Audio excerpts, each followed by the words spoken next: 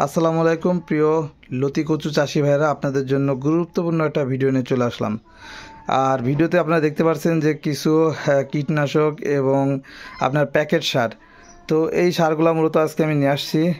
আর এই সারগুলো নিয়ে আসার উদ্দেশ্য, আমরা যে লতিগুলা মূলত পেয়ে থাকি, আপনারা দেখছেন যে অনেক পরিমাণে লতি আমাদের জমিতে হয়ে থাকে। আমরা যে যশোরের মানুষ, আমরা যে চাষগুলো করে থাকি, তো আমাদের এই চাষ দেখে অনেকেই বলেন যে ভাই আপনারা এত সুন্দর লতি, এত গাছের লতি বৃদ্ধি করেন, এইটার কারণটা যদি আমাদেরকে একটু বলতেন।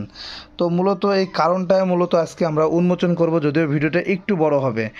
তো প্রথমে আমরা যে কাজগুলো করে থাকি, আমরা যখন লতি কচু চাষ করি, চাষ করার আগে আমরা যে কাজটা করি, জমিটা কিন্তু আমরা পুরোপুরিভাবে চাষ দিই, যা আমাদের ভিডিওতে দেখছেন ধানের জমির মতন আমরা চাষ দিই। চাষ দেওয়ার পরে আমরা রাসায়নিক যে সরকারি সারগুলো আছে, প্রত্যেকটা সার আমরা বিঘা প্রতি 20 কেজি করে দিয়ে দিই।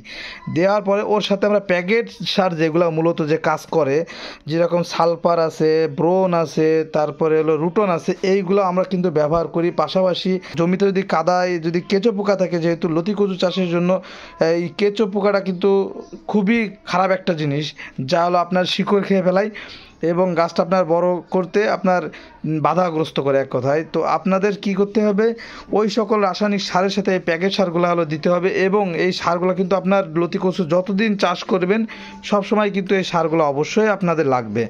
এবং প্রত্যেকটা সার, যে প্যাকেট সার বা কীটনাশক আছে, এই প্রত্যেকটা সার বা কীটনাশকের কোনটার কী কাজ এটা অবশ্যই আপনাদের জানতে হবে। যখন যেই সমস্যাটা আপনাদের গাছে দেখা দেবে, তখন সেই সমস্যা অনুযায়ী সেই সার বা কীটনাশকগুলো তখন আপনার প্রয়োগ করা লাগবে।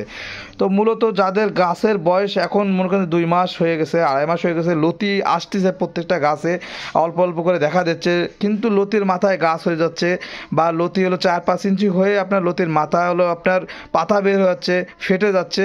এই সকল সমস্যাজনিত কারণে আমাদেরকে অনেকেই ফোন করেন। তো তাদের উদ্দেশ্যে মূলত এই ভিডিওটি করা হচ্ছে। এবং লতির ফলন বৃদ্ধি করবে এরকম মনে করেন অনেকে আমাদেরকে বলে থাকেন। তো প্রথমত জাত ভালো হওয়া লাগবে, জমিটা নির্বাচনটা সঠিক হলে, এবং পরবর্তীতে আপনাদের এই যে প্যাকেট সারগুলো আছে এখানে, এবং এর পাশাপাশি আরও অন্যান্য সার আছে, কিন্তু আমি এই কোম্পানিগুলো দেখাচ্ছি আপাতত, আমি এটা এখন ব্যবহার করব। পাশাপাশি আমি যখন যেটা আমাদের সারের দোকানে পাই তখন আমি সেটাই ব্যবহার করি। গ্রুপগুলো শুধু মনে রাখলে হবে, এমনটা নয় যে হলো আমি যেটা ব্যবহার করতেছি এইটাই। আপনি আপনার দোকানে যেটাই পাবেন, কোম্পানি বা গ্রুপ হলো, কোম্পানি আলাদা হতে পারে কিন্তু গ্রুপগুলো কিন্তু সবই এক। এই গ্রুপগুলো হলো মনে করেন যে আপনারা ঠিক রাখলে আপনাদের কোনো সমস্যা নাই। তো শুরুতেই আমি আপনাদেরকে দেখাবো যে গাছে যে শিকড়টা বৃদ্ধি করা হয়, দ্রুত শিকড় বৃদ্ধি করার জন্য বা হলো আপনার হরমোনজনিত কারণে আমরা কিন্তু এই যে এগ্রো প্লাস, এটা হলো শিকড় বর্ধন পুষ্টি সার, এইটা আমরা হলো বিঘা প্রতি, এই যে দেখতে পাচ্ছেন, এটা হলো আমরা 1 প্যাকেট দিয়ে থাকি 1 কেজির, ঠিক আছে। এবং যদি গাছের গ্রোথ যদি অনেকটাই খারাপ থাকে, সেক্ষেত্রে অনেক ক্ষেত্রে 2 প্যাকেটও দিই। কচু গাছে কিন্তু অতিরিক্ত সার দিলে সমস্যা হয় না। তারপরে এই যে ফাসফোরুবোরন, এটা কিন্তু আমেরিকান একটা প্রোডাক্ট, খুবই ভালো, ঠিক আছে। আমরা ব্রোন ব্যবহার করি, এই যে দেখতে পাচ্ছেন, এটা হলো আপনার পাতায় স্প্রে করার জন্য, পাশাপাশি আপনি সারের সাথেও দিতে পারেন। এটা কিন্তু 500 গ্রামের প্যাকেট, ঠিক আছে। এইটা আমরা ব্যবহার করি, বিঘা প্রতি আমরা 2 প্যাকেট দিই। 500 গ্রামের হলে 1 কেজি হলো 1 প্যাকেট দিয়ে থাকি, ঠিক আছে। পাশাপাশি এই যে আপনারা দেখতে পাচ্ছেন একটা ভিটামিন আছে, এই যে দেখতেন বক্সাল, এইটা হলো আপনারা ব্যবহার করতে পারেন। 100 মিলির এটা আছে আপনার বোতল, এই যে দেখুন 100 মিলির আমি দেখাচ্ছি, খুবই কার্যকারী, মানে অনেক ভালো একটা জিনিস এটা। এটা হলো ভিটামিন, ঠিক আছে। আপনার গাছের মুকুল মনে করেন যে ফুটাইতে, লতি ফুটাইতে, তারপরে গাছটা বৃদ্ধি করতে, কালার করতে গাছটা, হ্যাঁ, খুবই উপকারী একটা জিনিস, এটা অবশ্যই লাগবেই। তারপরে আছে সালফার বা সালফক্স, দেখতে পাচ্ছেন, এটা গাছের মনে করেন যে রোগ বালাই, তারপরে অনেক সময় মাকড়, তারপরে পাতা সাদা হয়ে যাচ্ছে, ঠিক আছে, মাকড় পোকা অ্যাটাক করে, এর জন্য আবার রোগ মানে গাছের পাতা আপনার এরকম সোজা পাতা নুয়ে পড়তেছে, ঠিক আছে, শুয়ে পড়তেছে এক কথায়, তার জন্য এটা খুবই গুরুত্বপূর্ণ। এটা হলো অবশ্যই আপনারা ব্যবহার করবেন। পাশাপাশি আমাদের এই যে দেখতে পাচ্ছেন যে কীটনাশকগুলো আছে, এর পাশাপাশি যে ভিটামিন পারন্ত, এটা কিন্তু একটা বড়ি, এই যে এটা কিন্তু বড়ি, এর ভিতরে একটা গোল বড়ি, এইটা হলো আপনারা ব্যবহার করবেন। এটা আমরা ব্যবহার করে থাকি মূলত আমাদের যে লতিগুলা আসা শুরু হয়, ওই যে বললাম না যে লতি বড় হচ্ছে না, বা গাছের লতির ফলন বাড়ানোর দরকার, ঠিক আছে, বা লতি ফুটানোর দরকার, সেই ক্ষেত্রে আমরা এই বারন্ত প্লাস এই বড়িটা এই বড়ির সাথে আমরা এই যে পাউডার, আবার এটা হলো বারন্ত প্লাস পাউডার জিবরেলিক অ্যাসিড বা GA3। এইটা হলো আমরা কি করি, এই পাউডার আর এই বড়ি দুইটা একসাথে 16 লিটার ড্রামে গুলাই নেব।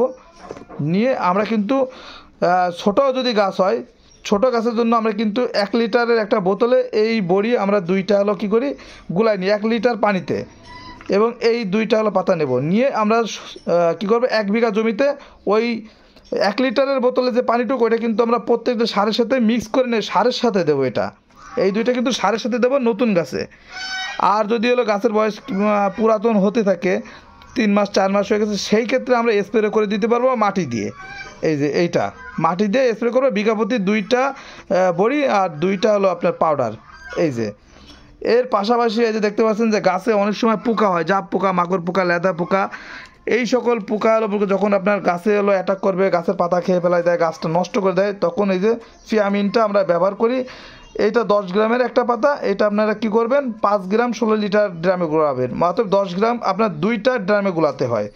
1 বিঘাতে আপনারা এই 1 পাতা ব্যবহার করবেন অবশ্যই। তাহলে দেখবেন যে আপনার 1 ঘন্টার ভিতরে লেদা পোকা মারা যাবে। এবং লেদা পোকার এইটা বাদেও আমি অন্য অন্য কীটনাশকও দেখাইছি, সেগুলো আমি ব্যবহার করছি, মানে মূলত এখন যেটা আছে আমি সেটাই দেখাচ্ছি। তারপরে আপনারা যেটা পাবেন সেটা হলো ব্যবহার করবেন। আমার চ্যানেলের সব ধরনের ওষুধ আছে, শুধু যে আমি একটার দালালি করি এরকমটা না, আমি প্রত্যেকটা কোম্পানির ওষুধের আমি ভিডিও আপনাদেরকে দেখাইছি এবং প্রত্যেকটার কাজ দেখাইছি, প্রত্যেকটাই আমার কাছে ভালো। এক কথায় এগ্রোটপ আপনার দেখা যায় যে গাছে পাতা পচা দেখা দিছে, ডগা পচা দেখা দিছে, সেই ক্ষেত্রে এগ্রোটপ এটা ব্যবহার করবেন, বেশি পরিমাণে না, এটা 2 মুটকি ব্যবহার করবেন, 2 মুটকি ব্যবহার করলেই যথেষ্ট। আর এই যে কচু গাছের জন্য এই যে কীটনাশকগুলো দেখালাম, এটা কচু গাছেও ব্যবহার করা যাবে এবং আপনি অন্য অন্য যে কোনো সবজিতে ব্যবহার করতে পারবেন নিয়ম মাফিক অনুযায়ী। তো কে কোন সবজি চাষ করেন সেটা আমাদেরকে কমেন্ট করবেন, আমরা কমেন্টের উপরে ভিত্তি করে আমরা সেই অনুযায়ী এই সকল জিনিসের আমরা বলে দেবো যে কোনটা কত পরিমাণে আপনারা ব্যবহার করবেন। কেউ হলো আপনার আলু চাষ করে, কেউ মনে করেন যে হলো আপনার বেগুন চাষ করে, কেউ মনে করেন যে শাক চাষ করে, মানে পুঁই শাক চাষ করে, মানে এভরিথিং যত চাষে আসে না কেন আপনারা ব্যবহার করতে পারবেন। তারপরে ধান তো আমাদের প্রধান চাষ, ধান চাষে তো অবশ্যই এগুলা অবশ্যই 100% ব্যবহার করতে পারবেন, তবে নিয়ম অনুযায়ী। তো এই ওষুধগুলো দেখালাম এই কারণে যে আমি এই ওষুধগুলো আজকে নিয়ে আসলাম, অনেক টাকার ওষুধ নিয়ে আসছি। এই যে দেখুন আরও আছে এর ভিতরে, অনেক টাকার ওষুধ নিয়ে আসছি, যেহেতু প্রতিনিয়ত আমার লাগে।